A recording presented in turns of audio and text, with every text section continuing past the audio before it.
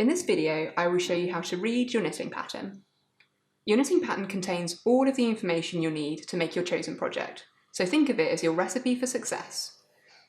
On the cover of your pattern, you'll find an illustration of what you're making, the name, the skill level, and the needle size which you'll use in your project.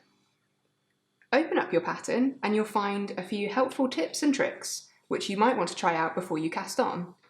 For example, if you're totally new to knitting, we recommend that you play around with your yarn a bit first to practice. You might also want to check out some of our video tutorials to see some of the techniques in action. Move through the booklet and you'll find a list of your kit contents, along with lots of other useful information. It's a great idea to read through your pattern first before you even cast on. It's good to be one step ahead. Many of our garment patterns come in more than one size.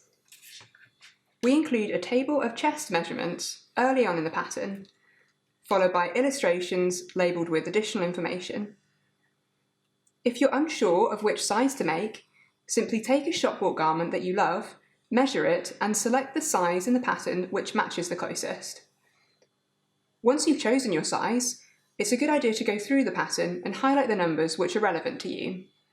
In our patterns, size 1 is given first, followed by sizes 2 to 6 in brackets, separated by a colon. Once you reach your actual pattern, you'll find that it's broken down into simple steps. If you come across a technique you're not sure of, don't panic. Simply flip through your booklet and you'll find a handy technique section outlining all of the techniques used. Once you've completed your project, you can refer to the finishing section towards the back of the booklet.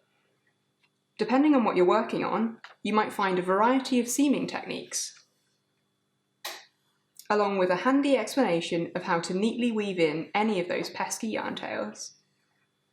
Finally, it's time for making memoirs. We've included a neat little page at the back of the pattern where you can fill in any information such as when you started and finished your project, and other thoughts you have after making it. So there you have it. That's how to read your knitting pattern.